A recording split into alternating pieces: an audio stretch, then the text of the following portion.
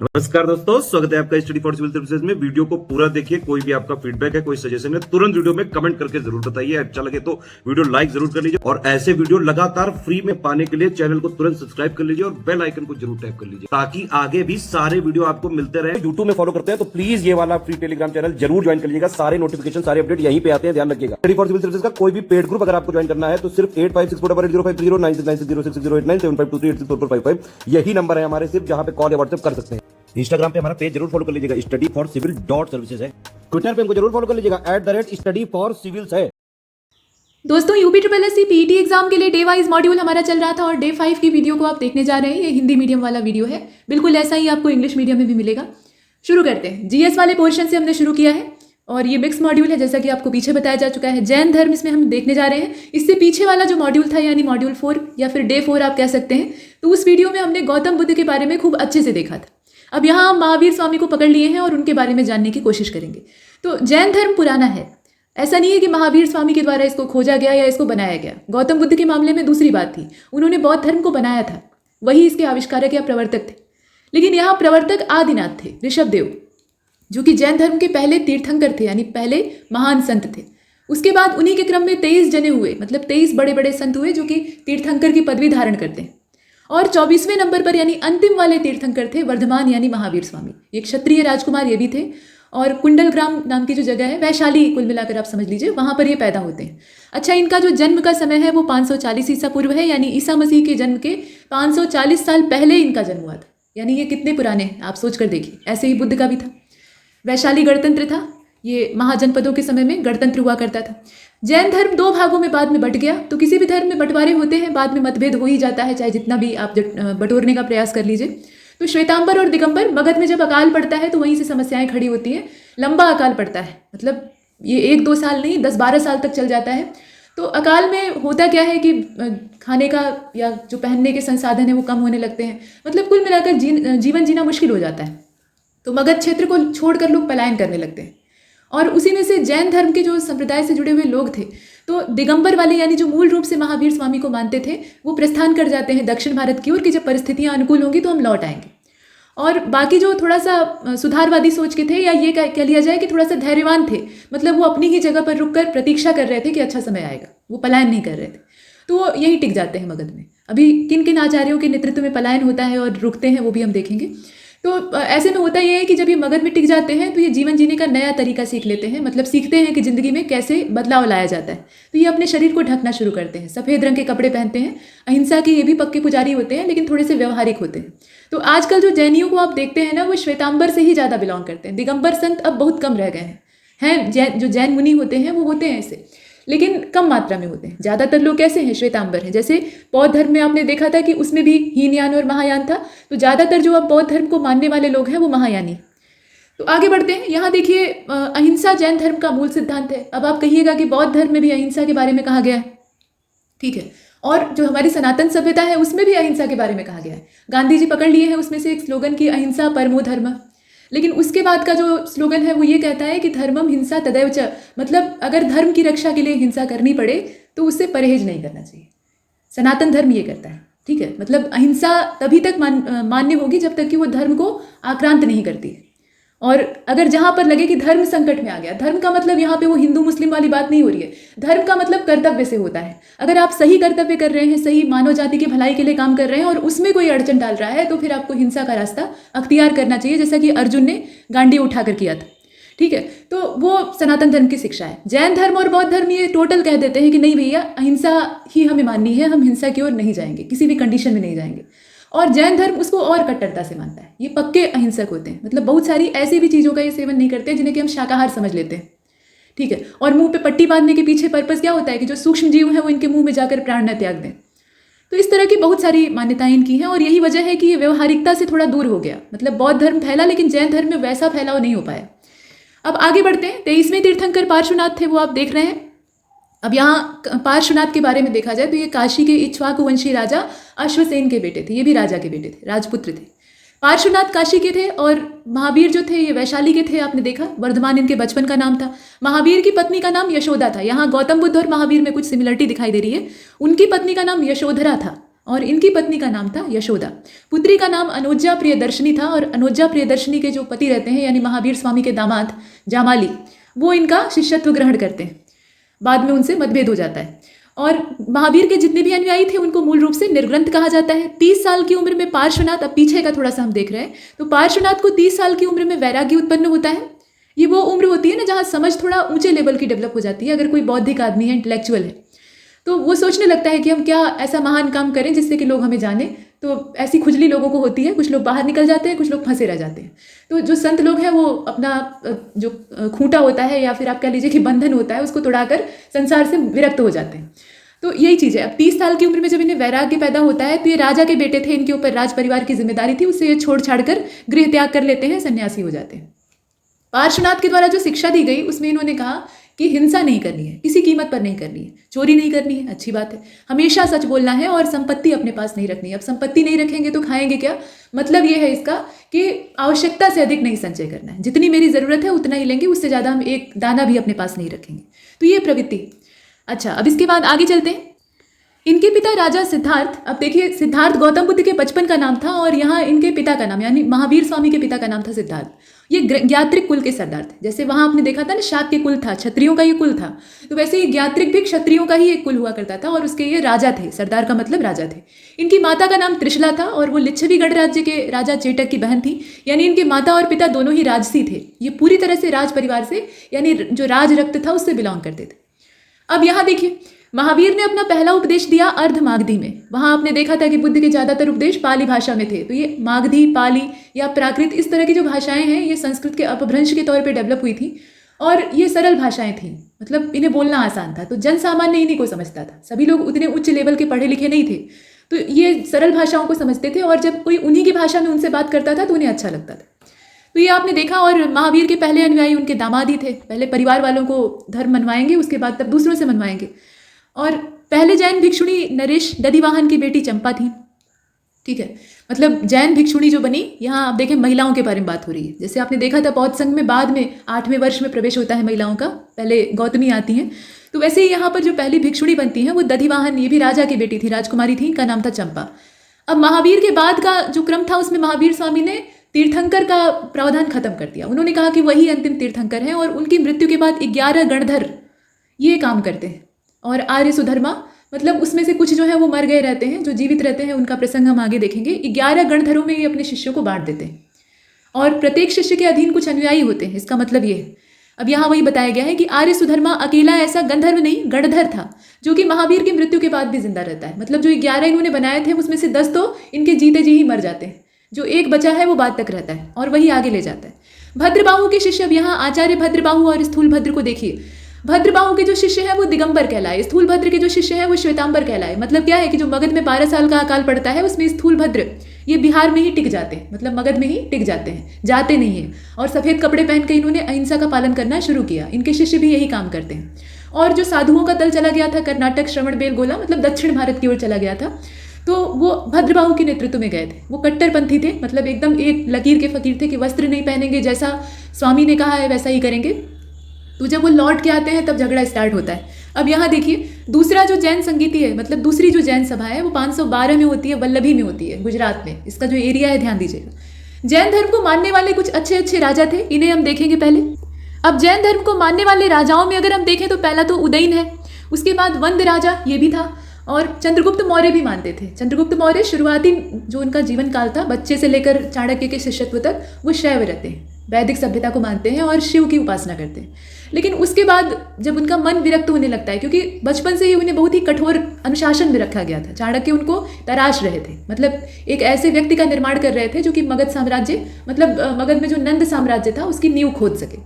तो बहुत ही अनुशासन में और बहुत सारे त्याग उन्हें बचपन में ही करने पड़ते हैं और अंत में तो अति हो जाती है। उनकी पत्नी दुर्धरा, वो सिर्फ उन्हीं की वजह से मारी जाती है। विषकन्याओं का उस समय बड़ा प्रचलन था, तो चाणक्य ने क्या किया, चंद्रगुप्त को थोड़ा थोड़ा जहर देना शुरू किया ताकि वो इम्यूनिटी डेवलप कर सकें, और दुर्धरा गलती से वही भोजन कर लेती है। उसके बाद वो गर्भवती रहती है, उसकी हालत खराब हो जाती है, बिंदुसार का जन्म होता है और वो मारी जाती है। ठीक है, और शल्य क्रिया चाणक्य ही करवाते हैं। तो सिरेजियन जो पद्धति होती है उससे वो पैदा होता है बिंदुसार। तो ये प्रक्रिया है, मतलब दुर्धरा की मृत्यु के बाद ये ज़्यादा विचलित हो जाते हैं और जब इन्हें ऐसा लगता है कि अब बिंदुसार शासन संभालने योग्य हो गया है तो वो चाणक्य के जिम्मे उसे सौंप के प्रस्थान कर जाते हैं और कर्नाटक में जो श्रवण बेलगोला है वहाँ पे उपवास के द्वारा जो संलेखना होती है उससे प्राण त्यागते हैं। तो ये चंद्रगुप्त मौर्य। इसके अलावा आप देखें खारवेल जो कलिंग का राजा था, हाथी गुम्फा आप देखते हैं ना अभिलेख। इसके अलावा राजा अमोघवर्ष और चंदेल शासक जो थे वो भी मानते थे इसको। मौर्योत्तर काल की अगर बात करें तो मथुरा उस समय तक आते आते जैन धर्म का मुख्य केंद्र बन गया था। जैन तीर्थंकरों की जीवनी कल्पसूत्र में प्राप्त होती है, ध्यान दीजिएगा। और नयन चंद्र ये संस्कृत का बहुत अच्छा विद्वान था, तो जैन धर्म में संस्कृत भी चलती थी। मथुरा कला का संबंध जैन धर्म से है। मथुरा कला और गांधार कला आप देखते हैं ना। 72 साल में महावीर स्वामी की मृत्यु होती है। 80 वर्ष की अवस्था में लगभग गौतम बुद्ध की मृत्यु होती है और लगभग 72 साल की उम्र में महावीर स्वामी की मृत्यु होती है, यानी उन्हें निर्वाण की प्राप्ति होती है। और यह समय था 463 ईसा पूर्व का। अगर आपको जन्म का समय पता है और उम्र टोटल पता है तो आप वैसे भी कैलकुलेट कर लेंगे। बिहार राज्य का जो पावा क्षेत्र था, पावापुरी उसको कहा जाता है, वहाँ पे ये प्राण त्यागते हैं। अच्छा, यहाँ पे ये कुछ तिथियां हैं, इनको देखते चलिए, ये पीछे रह जाएंगी। उपनिषदों के विचारक जैन महावीर तथा बुद्ध, ये लगभग जो इनका टाइम पीरियड है, आप कह लीजिए समय काल है, वो 2500 ईसा पूर्व या 2500 वर्ष पूर्व आप कह लीजिए। और जैन ग्रंथों का लेखन जो हुआ था वो 1500 वर्ष पूर्व का जो समय है उस समय हुआ था। ये पुरानी बातें हैं, पीछे की बातें हैं। कितनी पुरानी है वो आपको बताने की यहाँ कोशिश की गई। और ये जो कॉलम है ये NCERT से उठाया गया। अब आगे चलते हैं। यहाँ आप देखिए कुछ और बातें। मल्ल राजा सृष्टिपाल का जो राजप्रासाद था, यानी उनका भवन था, महल था, वहाँ महावीर स्वामी को निर्वाण की प्राप्ति होती है। जैन धर्म के त्रिरत्न हैं, 3 रत्न इसमें पाए जाते हैं। सम्यक दर्शन है, सम्यक ज्ञान है और सम्यक आचरण है। सभी चीज़ें जो है वो क्या है, सम्यक है। जैन धर्म ईश्वर को नहीं मानता है लेकिन आत्मा को मानता है। तो आत्मा भी एक ऊर्जा है, अब उसको आप ईश्वर मान लीजिए, चाहे ऊर्जा ही रहने दीजिए। महावीर पुनर्जन्म और कर्मवाद में विश्वास करते थे। आत्मा को मानते थे तो ऑब्वियस सी बात है कि ये मानते होंगे कि आत्मा नश्वर नहीं है। तो नश्वर नहीं है तो उसका होता क्या है, वो बार बार शरीर बदलती है। जैसे आदमी कपड़े बदलता है वैसे वो शरीर बदलती है। तो इस चीज़ में इनका बिलीव था। कर्मवाद में भी ये विश्वास करते थे, अच्छे कर्म से सुधारा जा सकता है। आध्यात्मिक विचार जो इनके थे वो कहाँ से आए थे, तो आप समझ लीजिए कि 30 साल की उम्र तक, जब तक इन्हें वैराग्य नहीं होता है, और वैराग्य पहले से ही चल रहा होता है, तब तक ये एक क्षत्रिय राजकुमार थे, क्षत्रिय कुल से संबंध रखते थे। तो इन्होंने वैदिक शिक्षा तो प्राप्त की ही थी, वेदों का इनके पास पूरा ज्ञान था, और वहीं से सांख्य दर्शन से इन्होंने अपना जितना भी नॉलेज है उसको उठाया था। मतलब जो ये उपदेश दिया करते थे वो सांख्य दर्शन से प्रेरित थे। तो आपको ये समझना चाहिए कि बौद्ध धर्म और जैन धर्म, इनमें जो लॉजिक है या जो उपदेश हैं वो कहाँ से आए हैं, वो वैदिक दर्शन से निकल कर आए हैं। भले ही ये लोग वेदों को नकार दें लेकिन मानते हैं वैदिक दर्शन को ही। आगे चलते हैं। अब ये आप देख रहे हैं जैन धर्म के तीर्थंकरों को, और तीर्थंकरों के साथ साथ उनका जो सिंबल है, प्रतीक चिन्ह है, उसको देखेंगे। पूछा जा सकता है, ऐसे क्वेश्चन आते हैं। आदिनाथ यानी ऋषभ देव जिन्हें कहा जाता था, उनका था वृषभ यानी बैल। अजितनाथ का था गज, संभवनाथ का था अश्व, और अभिनंदन का था, अभिनंदन नाथ इन्हें कहा जाता है, इनका था बंदर यानी कपि। ये आप देख रहे हैं। इसके बाद आप पद्म प्रभु को देखिए, तो पद्म प्रभु का जो चिन्ह था वो पद्म था, यानी कमल था। पद्म जो है वो कमल को कहा जाता है। सुपार्श्वनाथ का स्वस्तिक था। स्वस्तिक आप जानते हैं ना, ये एक हिंदू चिन्ह होता है, मतलब वैदिक चिन्ह होता है, कुछ इस प्रकार से इसे बनाया जाता है। तो इस प्रकार का स्वस्तिक। चंद्र प्रभु का अर्ध चंद्रमा था, आधा चांद, इस प्रकार से। और पुष्पदंत का मकर था। मकर मतलब यहाँ मगरमच्छ से तात्पर्य है।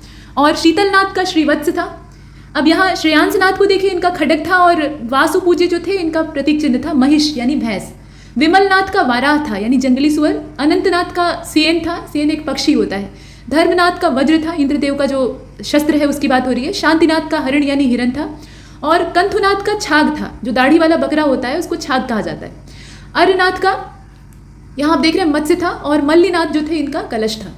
अब यहाँ मुनि सुव्रतनाथ को देखिए, कूर्म इनका यानी कछुआ इनका प्रतीक चिन्ह था, और नेमिनाथ जो है इनका नीलोत्पल था यानी नीले रंग का कमल।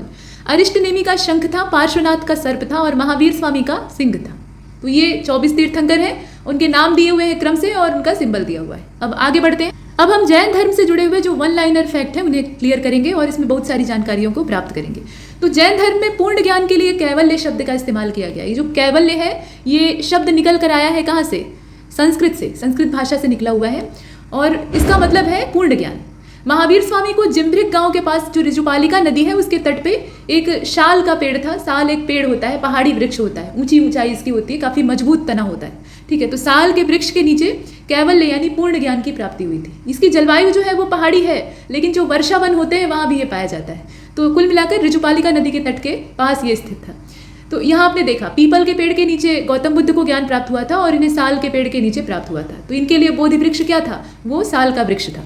अब मक्खली पुत्र गोसाल, इन्होंने आजीवक संप्रदाय की स्थापना की। मक्खली इनकी माता का नाम था, मौखरी असल में था, और गोसाल ये खुद थे।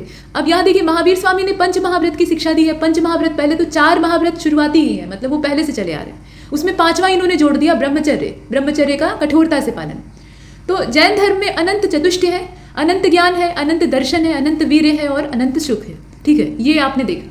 महावीर स्वामी ने अपने जीवन काल में एक संघ की स्थापना की और इस संघ में 11 प्रमुख अनुयायी शामिल थे, जिनको कि गणधर कहा जाता है। और मजे की बात यह है कि इस दुनिया में ब्रह्मचर्य का नारा लगाने वाले ज्यादातर लोग पहले ही सांसारिक सुख भोग चुके होते हैं। ठीक है, चाहे वो गांधी जी हो या फिर गौतम बुद्ध हो या फिर महावीर स्वामी हो या इस तरह के जितने भी लोग हैं, ये एक फैक्ट है, इसको आप किसी भी अन्यथा मत लीजिएगा। और उसके बाद ये संसार को सिखाते हैं, क्योंकि अनुभव से ही आदमी सीखता है, तो संसार को ये सिखाते हैं कि भाई ब्रह्मचर्य ज्यादा अच्छा है। अच्छा, अब आगे चलते हैं। महावीर की मृत्यु के पश्चात सुधर्मन जैन संघ का पहला अध्यक्ष बना। कालांतर में जैन संप्रदाय श्वेतांबर और दिगंबर में बट गया। तो ये सारी पुरानी कहानी हो चुकी है। इसमें आप ये ध्यान दीजिएगा कि 11 गणधर थे, उसमें से सिर्फ एक जिंदा बचा था। और यहाँ जो इनका 5 व्रत है उसको ध्यान दीजिएगा, 5वां इन्होंने जोड़ा था। अनंत ज्ञान, अनंत दर्शन, अनंत वीर्य और अनंत सुख को याद रखेंगे। अब आगे चलते हैं। यहाँ देखिए भद्रबाहु के जो अनुयायी थे वो नग्न रहते थे, यानी दिशाओं को ही वस्त्र मान लेते थे। दिग्धन अंबर तो बन गए दिगंबर, और श्वेत वस्त्र जिन्होंने धारण कर लिया वो श्वेतांबर बन गए। अंबर का मतलब सिर्फ आसमान नहीं होता है, अंबर का मतलब होता है ढकने के लिए इस्तेमाल होने वाली चीज, यानी कपड़ा भी हो सकता है। तो ठीक है, श्वेत वस्त्र को धारण करने वाले जो शिष्य थे ये किसके थे? स्थूल भद्र के थे, इन्हें श्वेतांबर कहा गया। और यापनीय, ध्यान दीजिएगा, यापनीय जो है वो जैन धर्म का ही एक सेक्ट है, बाद में बहुत सारी शाखाएं निकलती। पहली जैन संगीति होती है तो उसमें जैन धर्म के जो साहित्य थे, मतलब साहित्यिक ग्रंथ थे या पांडुलिपियां थी, उनका संकलन किया जाता है। 12 अंगों का संकलन होता है। और दूसरी वाली में क्या होता है कि 12 अंगों के साथ साथ 12 उपांग, 10 प्रकीर्ण, 6 छेद सूत्र, 4 मूल सूत्र, अनुप्रयोग सूत्र, इस तरह की तमाम चीजें जो है वो संकलित की जाती हैं। मतलब साहित्य का सृजन हो रहा है, यहाँ पे साहित्य का सृजन और संकलन हो रहा है। नेक्स्ट, अब देखिए जैन साहित्य जो है इसको आगम कहा गया है। मतलब जैन साहित्य जितना भी है उसको आगम कहते हैं। आगम का मतलब होता है सिद्धांत। अशोक के पौत्र संप्रति को, ये अशोक के पौत्र का नाम है, संप्रति को जैन मत का संरक्षक बताया गया है। अशोक खुद बौद्ध धर्म का पालक।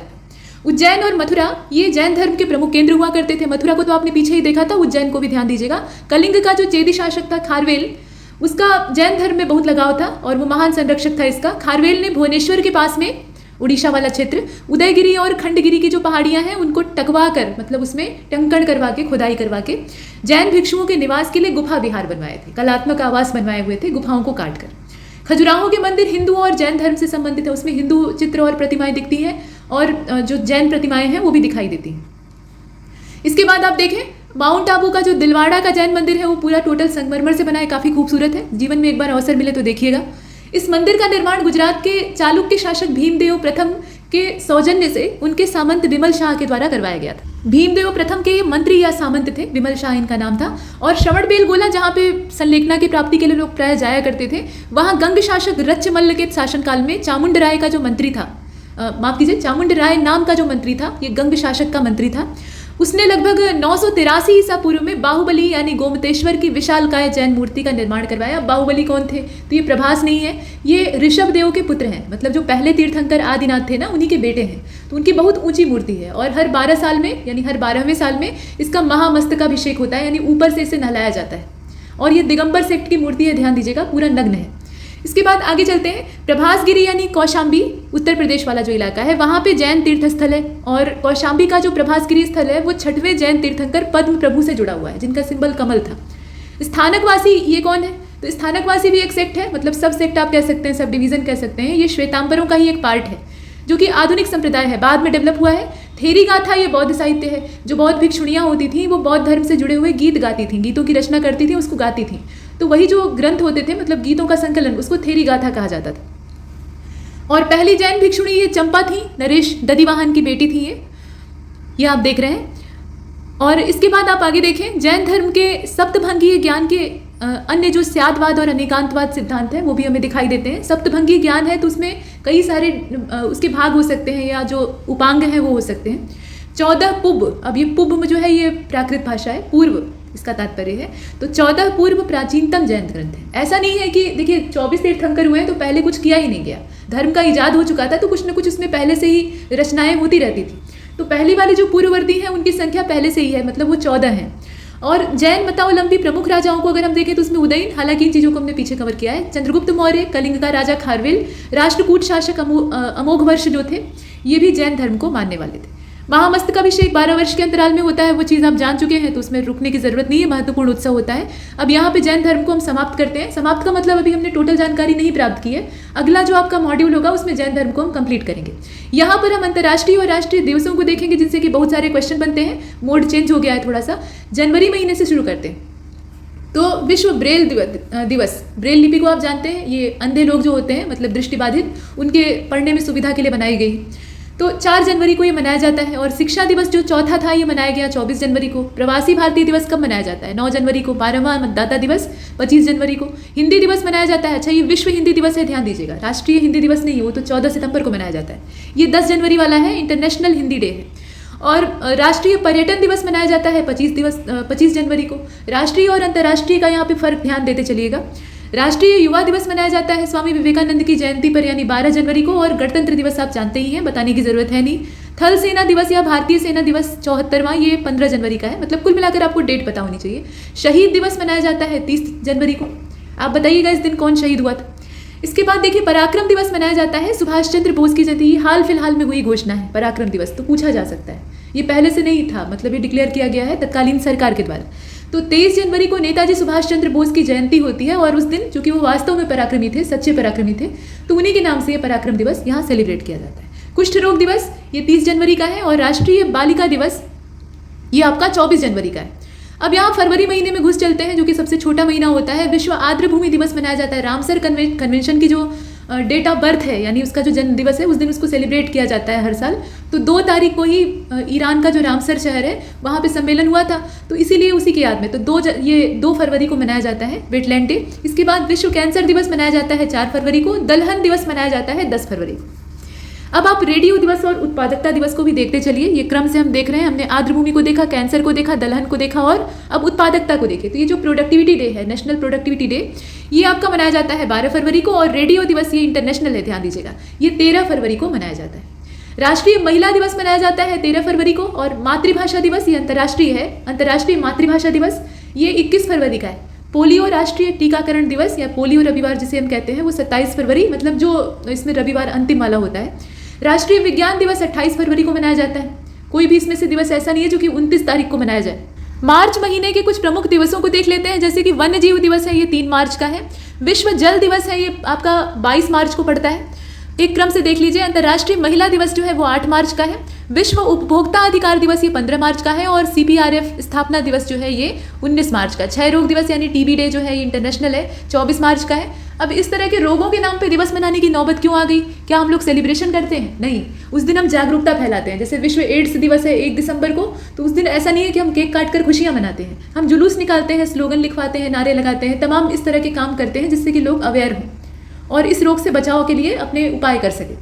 तो ये आपने देखा। विश्व मौसम विज्ञान दिवस मनाया जाता है 23 मार्च को। शहीद दिवस या सर्वोदय दिवस 23 मार्च, ठीक है। अब यहाँ आगे चलते हैं। अंतर्राष्ट्रीय वन दिवस को देखिएगा, 21 मार्च को मनाया जाता है, ये अंतर्राष्ट्रीय है। अप्रैल महीने में रिजर्व बैंक की स्थापना हुई थी 1 तारीख को, तो वो रिजर्व बैंक दिवस है।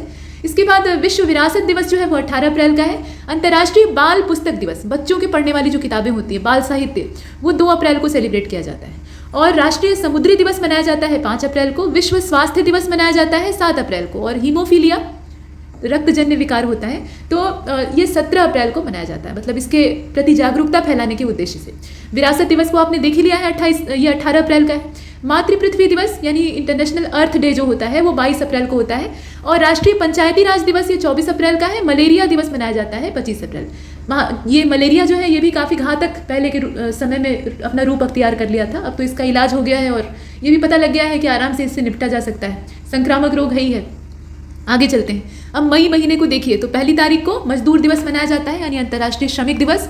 और उसके बाद प्रेस स्वतंत्रता दिवस, जो कि आजकल बहुत कम ही प्रेसों को मिल पाती है, तो 3 मई को सेलिब्रेट किया जाता है। मातृ दिवस यानी जो मदर्स डे होता है, तो ये मई का ही एक रविवार होता है। अब यहाँ 8 मई की तारीख दे रखी है। रेड क्रॉस दिवस, रेड क्रिसेंट डे भी इसको कहा जाता है, तो ये 8 मई को सेलिब्रेट किया जाता है। नर्स दिवस, अंतर्राष्ट्रीय नर्स दिवस, ये 12 मई का है। और प्रवासी पक्षी दिवस ये 14 मई और 8 अक्टूबर ये सेलिब्रेट किया जाता है। इसके बाद आप देखें परिवार दिवस, अंतर्राष्ट्रीय परिवार दिवस 15 मई का है। राष्ट्रीय डेंगू दिवस ये 16 मई का है। अंतर्राष्ट्रीय संग्रहालय दिवस 18 मई। मेट्रोलॉजी डे ये आपका 20 तारीख का है, मतलब 20 मई का। थायराइड दिवस ये 25 मई का है और तंबाकू निषेध दिवस ये 31 मई का है। अब जून महीने में घुस आते हैं तो यहाँ देखिए दुग्ध दिवस मनाया जाता है 1 तारीख को। साइकिल दिवस मनाया जाता है 3 तारीख को यानी 3 जून को। पर्यावरण दिवस आप जानते ही हैं, बताने की जरूरत है नहीं। हाँ, खाद्य सुरक्षा दिवस, विश्व खाद्य सुरक्षा दिवस ये मनाया जाता है 7 जून को। विश्व महासागर दिवस 8 जून को मनाया जाता है। विश्व शरणार्थी दिवस मनाया जाता है 20 जून को। और इंटरनेशनल योग दिवस ये भारत की देन है, भारत की ही देन है योग भी और ये दिवस भी। तो ये 8वां मनाया गया और इसकी घोषणा हुई थी एनडीए गवर्नमेंट के ही शासनकाल में। तो 21 जून, ठीक है, 21 जून की तारीख में इसे मनाया जाता है। 2015 में ये पहली बार मनाया गया था। जुलाई महीने के महत्वपूर्ण दिवस को देखिएगा, ये राष्ट्रीय चिकित्सक दिवस आप देख रहे हैं, ये 1 जुलाई का है। उसके बाद विश्व जनसंख्या दिवस 11 जुलाई का है। विश्व मलाला दिवस ये आप देख रहे हैं 12 जुलाई का है। उसके बाद मंडेला अंतर्राष्ट्रीय दिवस, नेल्सन मंडेला को आप जानते हैं, 18 जुलाई का है। करगिल का जो विजय दिवस है वो 26 जुलाई, ठीक है, 26 जुलाई की तारीख, जुलाई महीना। इसके बाद अंतर्राष्ट्रीय बाघ दिवस ये 29 तारीख को मनाया जाता है। आगे चलते हैं, विश्व युवा कौशल दिवस को देखें, ये 15 जुलाई का है। और शतरंज दिवस जो इंटरनेशनल चेस डे होता है वो 20 जुलाई को सेलिब्रेट किया जाता है। इसके बाद आगे बढ़ते हैं, यहाँ आपने देखा अगस्त महीने का यानी आने वाला महीना, तो भाला फेंक दिवस मनाया जाता है 7 अगस्त को। भाला फेंक, नीरज चोपड़ा याद आ गए। अब देखिए, विश्व हाथी दिवस मनाया जाता है 12 अगस्त को। हथकरघा दिवस मनाया जाता है 7 अगस्त को। और नागासाकी दिवस 9 अगस्त को। तो उस हिसाब से तो हिरोशिमा भी मनाना चाहिए, तो 6 अगस्त को उसको भी मना लेते हैं, ठीक है। इसके बाद आगे चलते हैं, यहाँ आप देखिए विश्व शेर दिवस ये 10 अगस्त का है। और अंतर्राष्ट्रीय युवा दिवस ये आपका 12 अगस्त का है। सद्भावना दिवस आपका 20 अगस्त का है। और राष्ट्रीय खेल दिवस 29 अगस्त का है। और हमारा स्वतंत्रता दिवस 15 अगस्त का है। स्वतंत्रता दिवस की कोई विशेष यहाँ पे ऐसी बलिदान वाली तारीख नहीं है कि 15 अगस्त को किसी का बलिदान हुआ था या कोई ऐसा भारतीय महत्व का दिन था। माउंट बेटन को ये तारीख बड़ी अच्छी लगी, उनके लिए ये शुभ तारीख थी। ब्रिटिश जो लोग थे उनके लिए अच्छी तारीख थी, तो उन्होंने इस दिन डिक्लेयर कर दिया। और हमारे द्वारा, मतलब हम भारतीयों के द्वारा जो चुना गया था वो तो 26 जनवरी था, जो कि गणतंत्र दिवस के दिन सेलिब्रेट किया जाता है। अच्छा, अब आगे चलते हैं, सितंबर को देखिए भाई, यहाँ पर अंतर्राष्ट्रीय साक्षरता दिवस मनाया जाता है 8 सितंबर को। और हिमालय दिवस मनाया जाता है 9 सितंबर को। और भारतीय शिक्षक दिवस जो मनाया जाता है वो 5 सितंबर को मनाया जाता है। आप बताइएगा कि अंतर्राष्ट्रीय शिक्षक दिवस कब मनाया जाता है। अब देखिए, हिंदी दिवस, अभी हमने अंतर्राष्ट्रीय हिंदी दिवस देखा था। अब यहाँ पे भारतीय हिंदी दिवस को देखिए 14 सितंबर का है। अंतर्राष्ट्रीय लोकतंत्र दिवस मनाया जाता है 15 सितंबर को। और विश्व ओजोन दिवस को आप देखें, ये 16 सितंबर का है। अंतर्राष्ट्रीय शांति दिवस 21 सितंबर का है। पर्यावरण स्वास्थ्य दिवस, ये पर्यावरण दिवस नहीं है, पर्यावरण स्वास्थ्य दिवस ये 26 सितंबर का है। और पर्यटन दिवस को अगर आप देखें तो ये 27 सितंबर का है। अब अक्टूबर में चलते हैं, तो अक्टूबर का अगर आप देखिए तो इसमें गांधी जी से ही शुरुआत हुई है। गांधी जी का जो जन्मदिन है, लाल बहादुर शास्त्री जी का जो जन्मदिन है, उसे अहिंसा दिवस कहा जाता है। तो ये 2 अक्टूबर की तारीख, ये आपने देखा। उसके बाद विश्व पशु दिवस मनाया जाता है 4 अक्टूबर को। पर्यावास दिवस मनाया जाता है 4 अक्टूबर को। ये दोनों की तारीख सेम है। इसके बाद विश्व शिक्षक दिवस, आपसे पूछा था और उसका उत्तर आपको अगले पेज में मिल गया, कोई बात नहीं। देखिए, विश्व शिक्षक दिवस 5 अक्टूबर को मनाया जाता है। और हमारे देश का जो है वो 5 सितंबर को मनाया जाता है। भारतीय वायुसेना दिवस, थल सेना दिवस को हमने पीछे कवर किया है, देख लीजिएगा, 8 अक्टूबर को मनाया जाता है वायुसेना दिवस। डाक दिवस मनाया जाता है 10 अक्टूबर को, पोस्ट ऑफिस, और सबसे ज़्यादा पोस्ट ऑफिस भारत में ही है। अंतर्राष्ट्रीय बालिका दिवस 11 अक्टूबर को। छात्र दिवस मनाया जाता है 15 अक्टूबर को। खाद्य दिवस मनाया जाता है, ये सब विश्व स्तर के हैं। विश्व खाद्य दिवस मनाया जाता है 16 अक्टूबर को। और संयुक्त राष्ट्र दिवस सेलिब्रेट किया जाता है 24 अक्टूबर को। आगे बढ़ते हैं, विश्व प्रवासी पक्षी दिवस ये मनाया जाता है 9 अक्टूबर को। और विश्व डाक दिवस 9 अक्टूबर। विश्व पोलियो दिवस मनाया जाता है 24 अक्टूबर को। और राष्ट्रीय एकता दिवस सरदार वल्लभ भाई पटेल की जयंती के दिन, तो ये हो गया 31 अक्टूबर। इसके बाद नवंबर महीने में घुस आइए और उसके बाद हम दिसंबर को देखकर साल को कंप्लीट करेंगे। तो पहला है आपका शाकाहारी दिवस, ठीक है, जो वेगन लोग होते हैं उनके लिए है। तो ये 1 नवंबर को मनाया जाता है। अगर आप शाकाहारी हैं तो इस दिन आप अच्छे से शाकाहार करिएगा। और राष्ट्रीय आयुर्वेद दिवस मनाया जाता है 2 नवंबर को। राष्ट्रीय शिक्षा दिवस, ध्यान दीजिएगा, ये शिक्षक दिवस नहीं है, शिक्षा दिवस है, तो शिक्षा दिवस मनाया जाता है 11 नवंबर को। विश्व निमोनिया दिवस मनाया जाता है 12 नवंबर को। और बाल दिवस, जो कि पंडित नेहरू की जन्म की तारीख है और उन्हें बच्चों से बड़ा लगाव था, चाचा नेहरू, तो इसलिए बाल दिवस उन्हीं के, मतलब बच्चों को इन्होंने समर्पित कर दिया। ठीक वैसे ही जैसे सर्वपल्ली राधाकृष्णन का जन्मदिन होता है 5 सितंबर को, तो वो एक बहुत ही पहुंचे हुए शिक्षक थे और उम्दा दार्शनिक थे, बेजोड़ आदमी थे। उपराष्ट्रपति तो वो थे ही, लेकिन उनका जो सबसे बड़ा परिचय है वो एक उम्दा शिक्षक के तौर पे था और एक महान दार्शनिक के तौर पे था। तो लोगों ने उनसे उनकी इच्छा पूछी, मतलब वो उनका जो बर्थडे था उसको सेलिब्रेट करना चाहते थे, उनके जो छात्र थे। तो वो कहे कि अगर इसे मनाना ही है तो शिक्षक दिवस के तौर पे मनाइए। तो उसी दिन से 5 सितंबर को शिक्षक दिवस मनाया जाता है। अब यहाँ देखिए आगे मधुमेह दिवस, जो कि एक महामारी का आजकल रूप लेता जा रहा है। और मधुमेह एक हीनताजन्य रोग है, मतलब इंसुलिन के डिस्टर्बेंस की वजह से होता है और ये शरीर को और भी व्याधियों से ग्रसित करवा देता है, मतलब शरीर को कमजोर कर डालता है। तो 14 नवंबर को ये भी मनाया जाता है। अच्छा, राष्ट्रीय प्रेस दिवस मनाया जाता है 16 नवंबर को। शौचालय दिवस, स्वच्छता का प्रतीक 19 नवंबर। और हाँ, इंदिरा गांधी की इस दिन जयंती भी है। विश्व बाल दिवस मनाया जाता है। देखिए, हम लोगों वाला जो बाल दिवस है वो 14 नवंबर को है और विश्व बाल दिवस जो है वो 20 नवंबर को मनाया जाता है। मत्स्य दिवस मनाया जाता है 21 नवंबर को और राष्ट्रीय दुग्ध दिवस मनाया जाता है 26 नवंबर को। 26 नवंबर ये संविधान के संदर्भ में जुड़ी हुई तारीख है।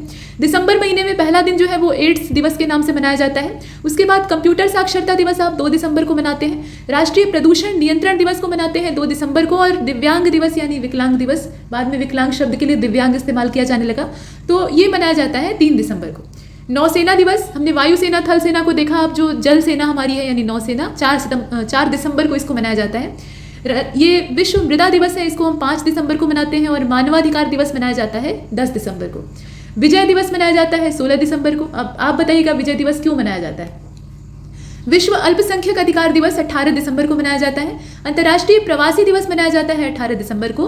राष्ट्रीय किसान दिवस मनाया जाता है 23 दिसंबर को। और राष्ट्रीय उपभोक्ता दिवस मनाया जाता है 24 दिसंबर को। सुशासन दिवस, जो कि हमारे पूर्व प्रधानमंत्री अटल बिहारी वाजपेयी जी, भारत रत्न, उनका जन्मदिन है 25 तारीख, तो उसको मनाया जाता है सुशासन दिवस के तौर पे। और क्रिसमस डे तो उस दिन होता ही है। आगे चलते हैं। महत्वपूर्ण दिवसों को हमने देख लिया। अब यहाँ सविनय अवज्ञा आंदोलन और स्वदेशी आंदोलन को जरा देख लेते हैं। थोड़ा आधुनिक भारत के इतिहास को देखने की आवश्यकता है। इसमें महात्मा गांधी और अन्य नेताओं का क्या योगदान था। मूल रूप से हम देखेंगे स्वदेशी आंदोलन कैसे फैला, क्या इसका प्रसार था, कैसे कारगर होता है। फिर सविनय अवज्ञा को देखेंगे। स्वदेशी का मतलब क्या होता है? स्व मतलब अपना और देश मतलब देश होता ही है, आप जानते हैं। तो अपने देश का, यानी अपने देश की चीज़ों का हम इस्तेमाल करेंगे, हमें विदेशी चीज़ें नहीं चाहिए। ऐसी नफरत क्यों पनपी? आपके अंदर ऐसा गुस्सा कब आता है कि आप किसी दूसरे की जो चीज़ रहती है उसको आप मांगते हैं, वो नहीं देता है, या फिर बहुत मनौती करने पर देता है, आपकी बेइज्जती करता है, तो आप क्या करते हैं? उस चीज़ को फेंक देते हैं कि लो अपना सामान तुम ही संभाल। तो वही चीज़ भारतीयों के साथ भी हुई थी। बंग भंग कर दिया गया, लाख कहने के बाद भी कि बंगाल को मत तोड़ो। अंत में कर्जन जो है वो नहीं मानता है, बंटवारा कर देता है। कर्जन सिर्फ एक मोहरा था, ब्रिटिश सरकार इसके पीछे काम कर रही थी। तो बंग भंग हो गया और बंग भंग का नतीजा क्या हुआ कि मन में मतभेद और तमाम दिक्कतें आई, मतलब बंगाल को तोड़ दिया गया। तो इस हिसाब से लोगों में आक्रोश पैदा हुआ। तो ये स्वदेशी वहीं से शुरू हुआ है। ब्रिटेन का बना हुआ जो माल है उसका हम बहिष्कार कर रहे हैं और भारत के बने माल का हम अधिकाधिक इस्तेमाल कर रहे हैं। ब्रिटिश लोग जो है वो हमारा आर्थिक शोषण कर रहे हैं, ये दादा भाई नौरोजी ने कह ही दिया था। तो ऐसे में हम इन्हें आर्थिक हानि पहुंचाएंगे। जब हम इनका बनाया सामान इस्तेमाल नहीं करेंगे तो इन्हें नुकसान होगा और भारत के लोग अपना स्वरोजगार लगाएंगे। ऐसी बातें। स्वदेशी आंदोलन महात्मा गांधी के स्वतंत्रता आंदोलन का महत्वपूर्ण केंद्र था। उन्होंने इसे स्वराज की आत्मा कहा। ठीक है, अब स्वराज की आत्मा का मतलब क्या है? स्वराज शब्द और स्वदेशी शब्द जो है वो बहुत अलग नहीं है, दोनों का अर्थ लगभग एक जैसा है। और गांधी जी तो बाद में भारतीय राष्ट्रीय आंदोलन से जुड़ते हैं। पहले तो ये दक्षिण अफ्रीका में थे, वहाँ अपना काम कर रहे थे। लौट के आते हैं, ये 1915-16 वाला जो समय था, फिर चंपारण में इन्वॉल्व होते हैं। लेकिन स्वदेशी से इन्होंने प्रेरणा लेकर स्वराज का निर्माण किया था। स्वदेशी तो पीछे का है, आप जानते ही हैं कि 1905 में जब बंग भंग होता है तो उस समय गांधी जी कहाँ भारतीय राजनीति में रहते हैं। ठीक है, लेकिन उन्होंने प्रेरणा इससे ली थी।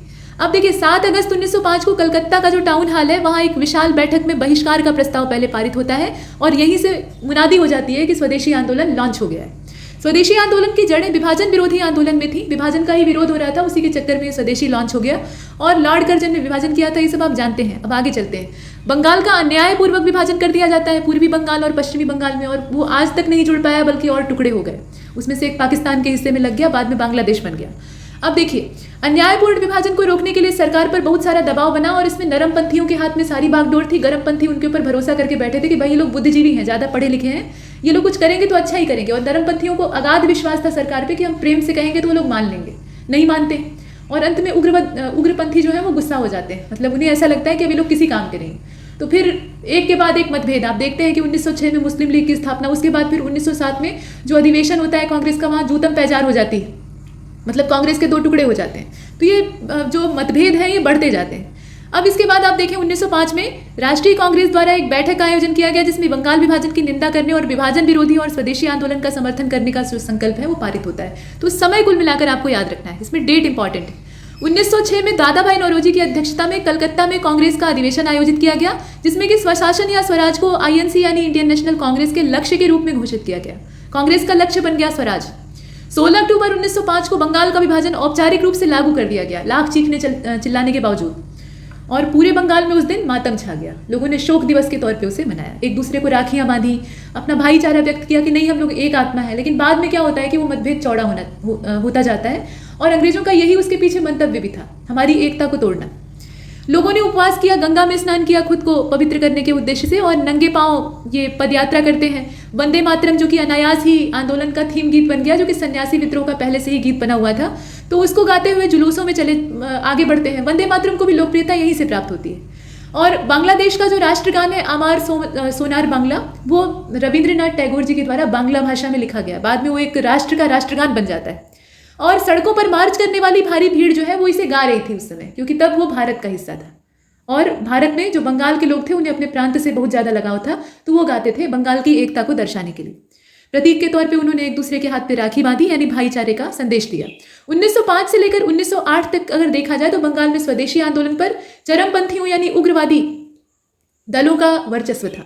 मतलब 1905 में एकदम से जो नियंत्रण था ना, वो उदारवादियों यानी जो नरमपंथी थे उनके हाथ से फिसल जाता है और वो चला जाता है गरम वालों के पास। जिनका दिमाग गरम था, उनके एक्शन तेज थे, और जुनूनी राष्ट्रवादियों का युग इसको कहा जाता है। जुनून उनके अंदर था, पैशन था। अब देखिए, लाला लाजपत राय, बाल गंगाधर तिलक और बिपिन चंद्र पाल, ये तिकड़ी आपको याद होगी लाल बाल पाल की, यही जो थे ये सरगना थे उग्रपंथी आंदोलन के। ये लोग गर्म दिमाग के लोग थे और एक्शन में विश्वास करते थे, सक्रियता में विश्वास करते थे। मतलब एकदम से जो लचीला रुख है या नरम रुख है उससे ये अगेंस्ट रहते थे। उसके कट्टरपंथी समूह इसको कहा जाता था, तो उसके ये हेड थे। स्वदेशी आंदोलन का नतीजा ये होता है कि विदेशी आयात बहुत तेजी से नीचे जाता है, जो कि इसका उद्देश्य भी था। और 1908 तक सरकार की हिंसक कार्रवाई की जाती है, मतलब सरकार जो है वो हिंसा पर उतर आती है। तो स्वदेशी आंदोलन का एक चरण लगभग समाप्त हो गया, क्योंकि अंग्रेज उस समय तक अपने पूरे जोश खरोश में थे, एकदम रंग पे थे, उफान पे थे। क्योंकि 1858 के बाद से उन्होंने बहुत कुछ, मतलब 1857 की क्रांति की समाप्ति के बाद 1858 से लेकर आज तक बहुत सारी अपनी शक्तियों को इन्होंने बटोरा था, केंद्रीकृत अपने प्रशासन को किया था। तो ऐसे में इनके पास बहुत सारी पावर थी और एकदम से इन्होंने स्वदेशी आंदोलन को कुचलने का काम किया। जब इन्हें ये लगा कि भाई हमारा सामान तो बेकार हो रहा है, हमें घाटा लग जाएगा, तो इन्होंने आंदोलन को कुचल दिया। आगे बढ़ते हैं। अब आप देखें कि 1911 का जो समय था, लॉर्ड हार्डिंग के द्वारा बंगाल विभाजन को मुख्य रूप से क्रांतिकारी आतंकवाद पर अंकुश लगाने हेतु रद्द कर दिया गया।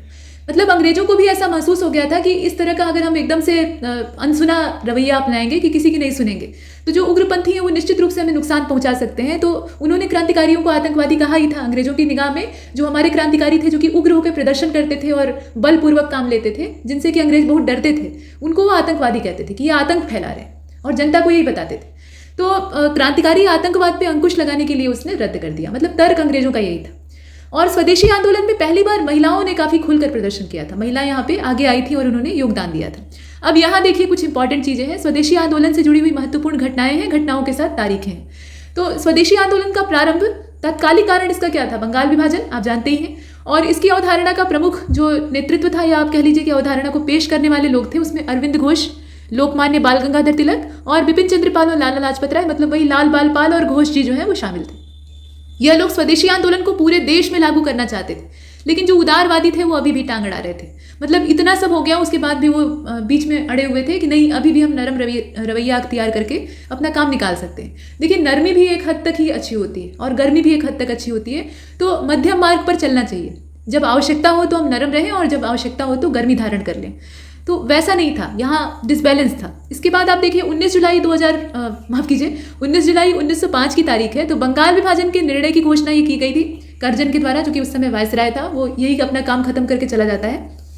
7 अगस्त 1905 को टाउन हॉल जो कलकत्ता का था, वहाँ एक ऐतिहासिक सभा होती है। स्वदेशी आंदोलन को लॉन्च किया जाता है और बहिष्कार का प्रस्ताव आता है। उसके बाद ये शुरू हो जाता है बंगाल के अलग अलग हिस्सों में और फैलने लगता है। 16 अक्टूबर 1905 को बंगाल विभाजन प्रभावी हो जाता है। और इसी क्रम में अगर हम आगे चलें तो इसमें आप देख रहे हैं कि शोक दिवस के रूप में उस दिन को मनाया गया। लोग एक दूसरे के हाथ पे राखी वगैरह बांधते हैं। एंड्रयूज हेंडरसन लीथ फ्रेजर की अगर हम बात करें, जिन्हें कि फ्रेजर कहा जाता है, एंड्रयूज फ्रेजर आप कह सकते हैं, ये इंडियन सिविल सर्विसेज यानी भारतीय सिविल सेवा के अधिकारी थे। यानी आज के समय से देखें तो एक IAS ऑफिसर थे। और इन्होंने वर्ष 1903 से लेकर 1908 तक बंगाल के लेफ्टिनेंट गवर्नर के रूप में अपनी सेवा दी। इनको लेफ्टिनेंट गवर्नर यहाँ का बनाया गया था। बंगाल विभाजन की योजना में इनका काफ़ी अच्छा रोल था। मतलब इन्हीं की शातिर खोपड़ी जो थी वो बंगाल विभाजन के पीछे वर्क कर रही थी। सरकार को उन्होंने सुझाव दिया होगा, ये बारीक बुद्धि थे ही। और कृष्ण कुमार मित्र को देखिए, ये बंगाल विभाजन के विरोध में बांग्ला पत्रिका संजीवनी का संपादन करते हैं। जो संजीवनी नाम की पत्रिका है, ये बांग्ला भाषा की है। इसके संपादक का नाम कृष्ण कुमार मित्र है। और अपनी पत्रिका के 13 जुलाई 1905 का जो अंक था उसमें इन्होंने सुझाव दिया था कि लोगों को ब्रिटिश माल का बहिष्कार करना चाहिए, यानी बहिष्कार का सुझाव इसी पत्रिका से निकल कर आया था। और सरकारी अधिकारियों और सरकारी संस्थाओं से भी अपने संपर्क तोड़ लेने चाहिए। तो ये आपने देखा। आगे चलते हैं। देखिए, स्वदेश बांधव कमेटी ये अश्विनी कुमार दत्त के द्वारा स्थापित की गई थी और जन समर्थन इकट्ठा करना इसका मूल उद्देश्य था। वंदे मातरम को आपने देखा ही। बंकिम चंद्र चटर्जी का जो उपन्यास है आनंद मठ, जो कि सन्यासी विद्रोह पर केंद्रित था, उसमें ये गीत है वंदे मातरम, जो कि संस्कृत का है और उसका सिर्फ एक टुकड़ा ही हम राष्ट्रीय गीत के तौर पर गाते हैं, वो काफ़ी लंबा है। ठीक है, तो उस वंदे मातरम गीत को इसमें बहुत लोकप्रियता मिलती है, जो जनता थी वो इसी को गाती है। और साथ में अमार सोनार बांग्ला भी रचा जाता है, तो वो बांग्ला भाषा का, ये संस्कृत का। तो ये आपने देखा। और हिंदी को राष्ट्रभाषा ये स्वदेशी आंदोलन के समय में ही घोषित किया गया था, ये एक बड़ी चीज़ है। H.W. नेवेंसन को देखिए, ये एक ब्रिटिश पत्रकार थे जो कि स्वदेशी आंदोलन से जुड़े थे। उन्होंने 4 महीने तक भारत में निवास किया और मैनचेस्टर गार्जियन, ग्लासगो हेराल्ड और डेली क्रॉनिकल नाम के जो पत्र हैं उनकी रिपोर्टिंग इन्होंने की। और इस रिपोर्ट को the new spirit in India के नाम से एक पुस्तक के रूप में संपादित किया गया। अब आप देखिए कि ये जो नेविंसन थे ये भी एक ब्रिटिश थे और कर्जन भी एक ब्रिटिश था। तो क्यों ये अपने देश के खिलाफ जाके भारतीयों के पक्ष में लिख रहे थे? ब्रिटिश लोग जो थे उनकी एक मामले में तारीफ करनी पड़ेगी, वो अपनी वैचारिक बुद्धि या ये कह लिया जाए कि जो अपना इंटेलेक्चुअल ढांचा है उसके साथ समझौता नहीं करते थे। उन्हें जो सही लगता था उसमें वो कहने में नहीं हिचकिचाते थे, भले ही उन्हें अपनी सरकार के ही खिलाफ क्यों न जाना पड़े। तो ऐसे बहुत सारे ब्रिटिश पत्रकार हैं जो कि यहाँ के लिए भी कवरेज देते थे। मतलब ब्रिटेन तो शोषण पे उतर ही आया था, या यूरोप के जो अन्य देश थे वो भी यही कर रहे थे, लेकिन कुछ उसमें से जो थे वो काबिले तारीफ थे। तो उसमें कुछ पत्रकारों का भी योगदान है, तो इन्हें आप देखिए। इसके बाद अवनींद्रनाथ टैगोर को देखिएगा, तो इनके बारे में अगर देखा जाए तो 1907 में अपने बड़े भाई गगनेंद्र नाथ के साथ मिलकर Indian society of oriental art की स्थापना इन्होंने की थी। इस तरह के अच्छे अच्छे नाम कहाँ से आते हैं? बंगाल इन नामों का इजाद करता है, यानी खूबसूरत नामों को रखने में बंगाल काफ़ी आगे है। आप देखिए बंगाली लोगों के नाम कितने अच्छे हैं, मतलब इनोवेटिव नाम ये लोग रखते हैं। आगे चलते हैं। अब यहाँ बात हो रही है इंग्लैंड के राजा और रानी की, तो जॉर्ज 5वें यानी जॉर्ज पंचम और उनकी महारानी मेरी। ठीक है, तो ये दिसंबर 1911 में भारत आते हैं और इनके स्वागत के लिए सजता है दिल्ली दरबार। अंतिम दिल्ली दरबार ये था। और 1911 का जो समय था, 12 दिसंबर की तारीख में, ठंडी के मौसम में ये लोग आते हैं, क्योंकि गर्मी में ये भारत में टिक नहीं पाते, भारत में अच्छी गर्मी पड़ती है। और 12 दिसंबर को ये बंगाल विभाजन को रद्द घोषित कर दिया गया, लेकिन कहने भर के लिए रद्द किया गया। उसके बाद आप देखते हैं कि बिहार अलग प्रोविंस के तौर पे बाहर हो जाता है, फिर धीरे धीरे करके उसमें से बंटवारे होने लगते हैं। और कलकत्ता की जगह अब यहाँ पे दिल्ली को नई राजधानी के तौर पे घोषित किया गया। पहले कलकत्ता ही राजधानी हुआ करती थी, अब बंगाल का पूरा गौरव उससे छीन लिया गया और दिल्ली में राजधानी को शिफ्ट कर दिया गया। उड़ीसा और बिहार के रूप में अलग प्रांत यहाँ से बाहर हो जाते हैं, ये सब बंगाल से ही अलग होता है। और असम को एक नया प्रांत बना दिया गया, लीजिए एक और टुकड़ा हो गया। जैसा कि उस स्थिति में मतलब 1874 में था, इसमें सिलहट तथा सिलहट को इसमें जोड़ दिया गया, ऐसी सूचना है। तो क्या क्या अलग हुआ है, कब अलग हुआ है, उसको ध्यान दीजिएगा। इसके बाद आप सुरेंद्रनाथ बनर्जी को देखने जा रहे हैं। बंगाल विभाजन के 1905 के विरोध में प्रारंभिक आंदोलन का नेतृत्व इन्होंने ही किया था। और रविंद्रनाथ टैगोर को तो आप जानते ही हैं, ये स्वदेशी आंदोलन के आलोचक थे। यहाँ ये ध्यान दीजिएगा, ये उदारवादियों के पक्ष में थे और ये स्वदेशी आंदोलन का विरोध कर रहे थे। इनका ये कहना था कि विदेशी वस्त्रों की होलिका जलाकर और सामानों को फेंक कर हमें कुछ नहीं मिलने वाला, ऐसा इनका मानना था। और पूर्व और पाश्चात्य सभ्यता के बीच में एक बेहतर समन्वय के संबंध में इनका समर्थन था। मतलब इनका मानना था कि हम पश्चिमी लोगों से कुछ सीख सकते हैं, तो बात तो ठीक है, लेकिन जो चीज़ गलत हुई है उसका विरोध भी तो करना चाहिए। तो दोनों बातें हैं। कुल मिलाकर किसी का कोई मत था, किसी का कोई मत था। तो इनका ये मानना था कि स्वदेशी आंदोलन ठीक नहीं है, मतलब जैसे हो रहा है वैसे ठीक नहीं। कृष्ण कुमार मित्र को आपने देखा है कि ये 1852 से लेकर इनका जो पूरा जीवन काल है वो 1836 तक का है। ये स्वतंत्रता संग्राम सेनानी तो थे ही, उसके साथ साथ ये पत्रकार थे और ब्रह्म समाज में एक नेता की हैसियत इनकी थी। इनकी पत्रिका का नाम था संजीवनी, जिसे कि आपने पीछे ही देख लिया था। और इसके माध्यम से इन्होंने स्वदेशी आंदोलन को काफ़ी सपोर्ट दिया। कार्नवालिस को देखिए, स्थायी बंदोबस्त की प्रणाली इसने लागू की थी। अब ये बीच में कहाँ से आ गए, तो ऐसे ही चर्चा हो रही है, कुछ व्यक्तियों के नाम हम देख रहे थे। ठीक, तो 1793 में स्थायी बंदोबस्त की प्रणाली को इसने लागू किया था और साथ में भारतीय सिविल सेवा का इसे पिता भी कहा जाता है। कार्नवालिस कोड आप जानते हैं। तो ये सब आपने देखा। लॉर्ड वेलेजली ये सहायक संधि का लॉन्च करता था। हालांकि डुप्ले के द्वारा भारत में पहले ही इसका इस्तेमाल किया गया, लेकिन डुप्ले जो कि फ्रांसीसी गवर्नर था वो इसमें सक्सेसफुल नहीं होता है और वेलेजली हो जाता है। अब भारत के ब्रिटिश साम्राज्य की स्थापना के लिए जो गवर्नर जनरल का क्रम है, उसमें इनका जो क्रम है मतलब वेलेजली का, वो 1798 से लेकर 1805 तक रहता है। और ब्रिटिश साम्राज्य के वास्तविक विस्तारक के तौर पे हम दो लोगों को ज़्यादा अच्छे से देखते हैं, एक तो वेलेजली और दूसरा डलहौजी। इन दोनों की नीतियों ने ब्रिटिश साम्राज्य को फैलाने का काम किया और लोगों को उकसाने का भी काम किया। इसके बाद आप डलहौजी को देख ही लीजिए। अंग्रेजी साम्राज्य का विस्तार अंतिम रूप से इसी ने किया। उसके बाद अंग्रेजों की हिम्मत फैलाने की नहीं हुई, मतलब उस तरीके से आक्रामक तरीके से फैलाने की नहीं हुई, क्योंकि डलहौजी गया और लोगों के मन में जितना गुस्सा था वो 1857 में बाहर आ गया। अब आगे चलते हैं। 1848 से लेकर ये 56 तक चलते हैं अपना पूरा जो व्यपगत की नीति है उसके आधार पे, और तमाम अच्छे कानून भी बनते हैं। मतलब ऐसा नहीं कि सारी बुरी चीज़ें ही होती हैं, लेकिन कुल मिलाकर लोगों के दिमाग में असंतोष आता है। आगे चलते हैं। एक और बच गया इसमें, राष्ट्रीय शिक्षा परिषद। और राष्ट्रीय शिक्षा परिषद ये अगस्त 1906 में राष्ट्रीय शिक्षा प्रणाली को व्यवस्थित करने के उद्देश्य से लॉन्च की गई थी, नेशनल काउंसिल ऑफ एजुकेशन। इतनी चीज़ें आपने इसमें देखी टेबुलर फॉर्म में। अब आगे बढ़ते हैं और आगे की भी कुछ चीज़ें बच गई हैं, उनको भी कवर कर लेते हैं। अब यहाँ आप पुलिन दास को देख रहे हैं, जिन्होंने कि ढाका अनुशीलन समिति की स्थापना की थी, और 12 डकैती जो है उससे ये काफ़ी हद तक जुड़े हुए थे। मदन मोहन मालवीय और मोतीलाल नेहरू ये प्रांतीय सरकारों और गैर राजनीतिक स्वदेशी आंदोलन के सहयोग के पक्ष में थे, और मोतीलाल नेहरू जी ये चित्तरंजन दास के साथ मिलकर स्वराज पार्टी की स्थापना करते हैं, और इनका अपना संविधान के मामले में जो ढांचा इन्होंने दिया था, मतलब ढांचे में सुझाव दिया था, तो उसको आप देखते हैं। फिलहाल शचीन्द्रनाथ सान्याल ये बनारस में मोखोदास चरण समाध्याय यानी ब्रह्म बांधो की मृत्यु के बाद संध्या के संपादक बनते हैं। ठीक है, संध्या नाम का जो पत्र था उसका संपादन करते हैं, और इनके संपर्क में बहुत सारे क्रांतिकारी थे, और ये क्रांतिकारी नेता के तौर पर सामने आते हैं। तो शचीन्द्रनाथ सान्याल को आप देख रहे हैं। और सावरकर बंधुओं को कौन नहीं जानता, मित्र मेला की इन्होंने स्थापना की थी, और सीधे तौर पर महाराष्ट्र में उग्रवाद के लिए जिम्मेदार थे, और उसी में आग में घी डालने का काम बाल गंगाधर तिलक करते थे।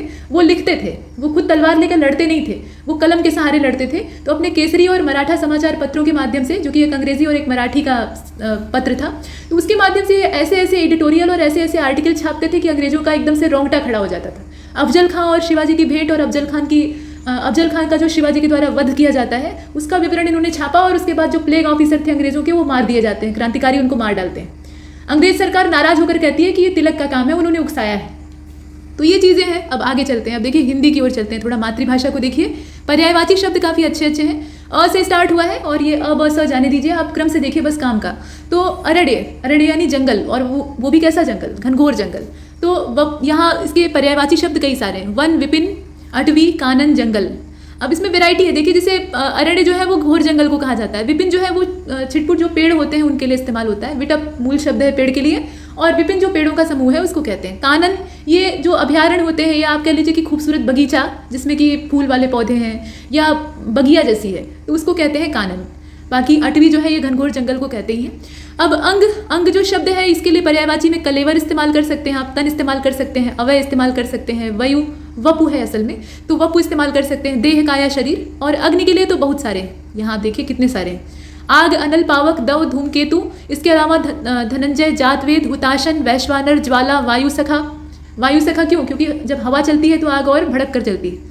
इसके बाद दहन, ज्वलन, कृशानु, रोहिताश्व, वहनी और जातवेदस, ये सारे संबोधन आग के लिए इस्तेमाल होते हैं। और वैदिक काल में इंद्र के बाद जो सबसे ज़्यादा पहले बुलाए जाने वाले देव थे वो अग्नि ही थे। अचल का मतलब क्या होता है? जो चले ना, तो जो स्थिर रहता है उसको पहाड़ कहा जाता है। कहते हैं ना चट्टान की तरह एक जगह खड़ा है, तो पहाड़ के लिए गिरि, शैल, नग, महीधर, अद्रि, इस तरह के जो संबोधन है वो सब इस्तेमाल होते हैं। इसके बाद आप देखें अचला, तो अचला ये धरती को कहा जाता है। पृथ्वी, क्षिति, धरा, वसुंधरा, वसुधा, धरती, ये सारे उसके संबोधन है। अवनी भी कहा जाता है। अक्षर जो है, अक्षर का मतलब क्या है? जिसका क्षरण न हो। तो मोक्ष, वर्ण, शिव, ब्रह्मा, मतलब जितने भी भगवान हैं उनके लिए अक्षर शब्द का इस्तेमाल होता है, क्योंकि वो क्षरण के पात्र नहीं है। मतलब न तो वो जर हो सकते हैं, मतलब उन्हें जरा रोग नहीं ग्रस्त सकता है, और न ही उनकी मृत्यु हो सकती। मतलब जो जन्मा ही नहीं है वो मरेगा कैसे, सोचने वाली बात है। इसके बाद असुर, तो असुर यानी दनुज, जो ईश्वर है ना, उन्हें अजन्मा कहा जाता है। देवताओं की उत्पत्ति हुई है, इसीलिए उनका मृत्यु का समय है वो भी निश्चित था, और इसी कारण उन्हें अमृत पीना पड़ा। लेकिन जो भगवान कहे जाते हैं, मतलब ब्रह्मा, विष्णु, महेश, त्रिदेव जिन्हें आप कहते हैं, वो अजन्मा है। इसके बाद देखिए आप असुर, तो असुरों के लिए दनुज, दानव, दैत्य, राक्षस, निशाचर, रजनीचर, तमीरचर, यातुधान, सुरारी, यातु, इस तरह के संबोधन इस्तेमाल होते हैं। अब आप सोच रहे होंगे कि ये देवता और दानव हमेशा आपस में झगड़ा क्यों करते रहते हैं? तो सौतेली माओं के अगर बेटे होंगे तो आपस में लड़ेंगे ही, आमतौर पर यही होता है, और यहाँ भी यही हो रहा था। कश्यप ऋषि की 2 पत्नियां थीं, दिति और अदिति। अदिति के जो पुत्र थे वो देवता बने, आदित्य बने, और आदित्य का मतलब सिर्फ सूर्य नहीं, सूर्य के जो भाई थे सभी। और जो दिति के पुत्र थे वो दैत्य यानी दानव कहलाए, और इनका आपस में टकराव होता था, इनके गुण भी अलग थे। तो आगे चलते हैं। अब अनुपम को देखिए आप, अनुपम का मतलब होता है अद्भुत, अनूठा, अपूर्व, अद्वितीय, इस तरह के संबोधन इस्तेमाल होते हैं। अनोखा भी कहा जाता है, अतुल शब्द भी इस्तेमाल होता है, अद्वितीय, अनूप, निराला। अच्छा, अमृत को देखिए, सुधा, अमीय, सोम, पीयूष, अमी, जीवनोदक, सुरभोग, सोम, ये सारे संबोधन अमृत के लिए इस्तेमाल होते हैं। अब सोम जो है वो अलग चीज़ है, वो वनस्पति से प्राप्त होता है, और अमृत जो है वो कहीं से प्राप्त नहीं हुआ था, वो समुद्र से सीधे निकाला गया था। मतलब ऐसा नहीं कि उसको बनाया गया था, वो जितना था उतना ही था, उसको फिर बनाया नहीं जा सकता। और इसके बाद देखिए अनेक, तो अनेक का नाना, कई, एकाधिक, इस तरह के जो संबोधन है वो इसके लिए इस्तेमाल होते हैं। अनुवाद का भाषांतर, उल्था, तर्जुमा, ये सब कहा जाता है। अन्वेषण के लिए गवेषण, खोज, जांच, शोध, अनुसंधान, ये सारे संबोधन इस्तेमाल होते हैं। और देख लीजिए इसमें अभिजात, अभिजात के लिए श्रेष्ठ, पूज्य, उच्च कुलीन, संभ्रांत, विशिष्ट, योग्य, ऐसे जो संबोधन है, मतलब ऐसे जो शब्द हैं वो इस्तेमाल किए जाते हैं, वो सब पर्यायवाची।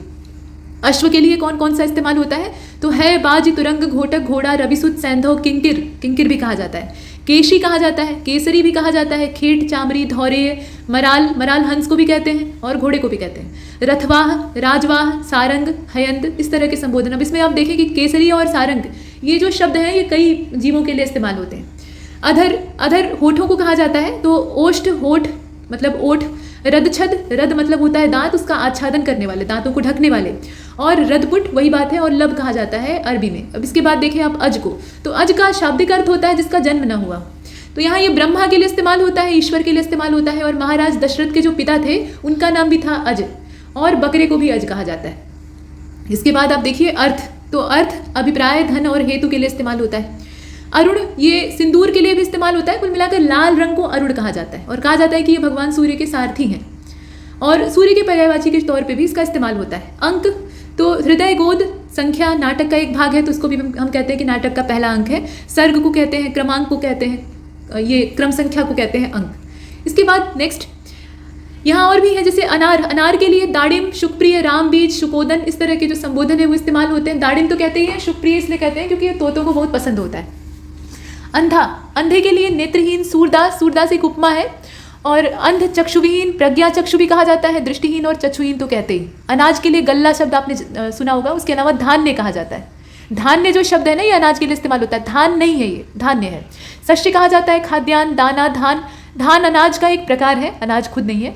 अन्न, इसको आप बाहर कर दीजिए, बाकी जो है उनको देखिए। अध्यापक के लिए आचार्य, गुरु, शिक्षक, प्रवक्ता, व्याख्याता, अवबोधक, उपाध्याय, इस तरह के संबोधन इस्तेमाल होते हैं। नेक्स्ट, अपमान के लिए आप देखें तो अनादर, अवमानना, बेइज्जती, अवज्ञा, तिरस्कार, उपेक्षा, निरादर, अवहेलना, तौहीन। और अपराध, अपराध के लिए देख लीजिए, ये अपमान के लिए इतना सारा था, तौहीन तक हमने देखा। अपराध के लिए कसूर, दोष, जुर्म। अप्सरा के लिए कौन सा पर्यायवाची शब्द आप लिखिएगा, देवांगना, सुरबाला, दिव्यांगना, सुरसुंदरी, देवबाला। अप्सराएं ये समुद्र मंथन से ही निकली थी। अब देखिए अभिप्राय, तो अभिप्राय का तात्पर्य अर्थ होता है, इसके अलावा तात्पर्य आपने खुद ही सुन लिया। आशय, मतलब, मायने, उद्देश्य, मंशा, मंशा ये भी पर्यायवाची। अतिथि का क्या होगा, पाहुना होता है, गांव में कहते हैं पहुना। और आगंतुक, मेहमान, अभ्यागत, आगत, गृहागत, मुलाकाती, मुलाकात करने आया है तो मुलाकाती, ये सब अतिथि के पर्यायवाची। अधिकार का पर्यायवाची स्वत्व होता है, प्रभुत्व होता है, स्वामित्व होता है, हक भी कहते हैं। आधिपत्य, अर्हता, कब्जा, क्षमता, दावा।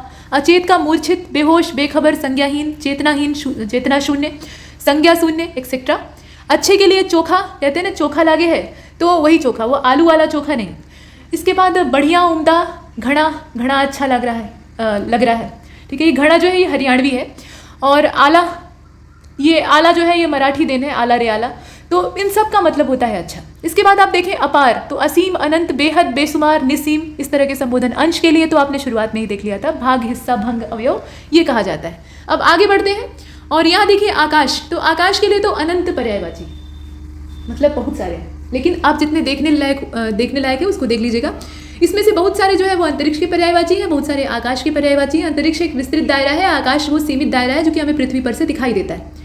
तो गगन, नभ, अंबर, व्योम, अनंत, अंतरिक्ष, शून्य, अभ्र, द्यौ, पुष्कर, पुष्कर वैसे तालाब को भी कहा जाता है। आसमान, खगोल, फलक, तारापथ, दिव, द्यू, नाक, ये सारे हैं, नाक भी है, ठीक है, नाक भी है। इसके बाद आनंद को देखिए, आनंद का पर्यायवाची सुख, चैन, प्रसन्नता, विनोद, प्रमोद, आमोद, हर्ष, आह्लाद, उल्लास तमाम है। आदित्य, तो आदित्य वैसे तो अदिति के पुत्रों को कहा जाता है, लेकिन विशेष रूप से ये सूर्य को कहा जाता है, सूर्य उसमें सबसे ज्येष्ठ थे। अब भास्कर, दिवाकर, दिनकर, सूर्य, ये सारे संबोधन मतलब भगवान सूर्य के जितने भी पर्यायवाची हैं। आम का देख लीजिए, तो फलों का राजा, सहकार, रसाल, आम्र, पियम्बु, पीकबंधु।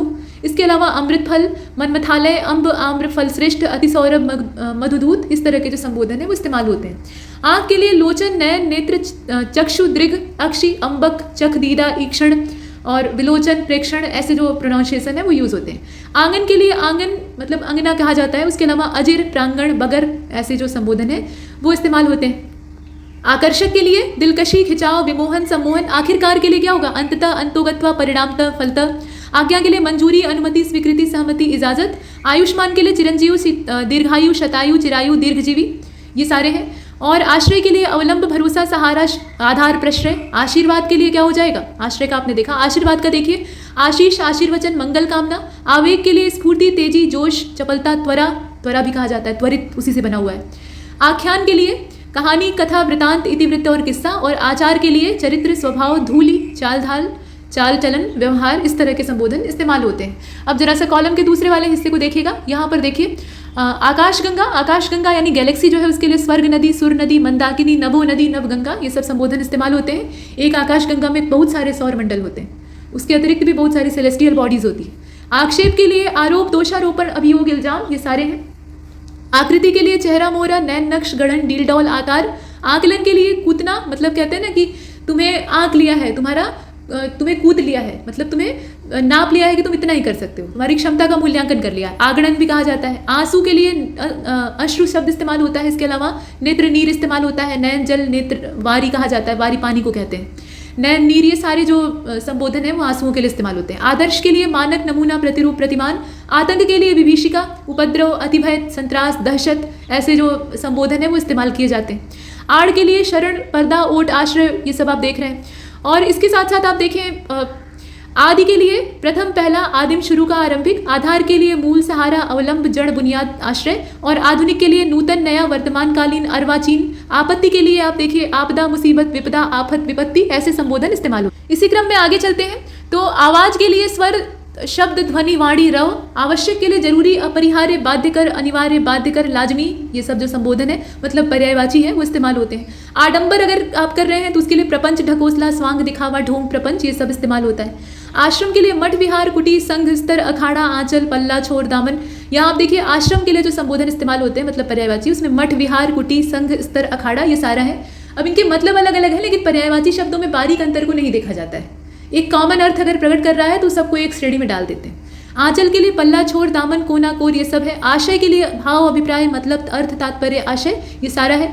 आहार के लिए बहुत सारे वैसे तो पर्यायवाची होते हैं लेकिन कुछ को आप देखिए जो काम के, जैसे भोजन, खाना, खाद्य वस्तु, भोज्य सामग्री, ग्रास, ये सब भी कहा जाता है। ग्रास वैसे कौर को कहते हैं लेकिन आहार को भी कहते हैं। तो यहाँ तक हमने कुछ पर्यायवाची शब्दों को कवर किया है, कुछ इतिहास वाले हिस्से को कवर किया है जिसमें कि जैनिज्म भी आधा ही है, उसमें कुछ जो बचा हुआ पार्ट है उसको हम कवर करेंगे। और हिंदी की जो बाकी चीज़ें हैं वो भी कवर होंगी। तो हमारे साथ बने रहिए इस मॉड्यूल में। इतने तब तक के लिए नमस्कार।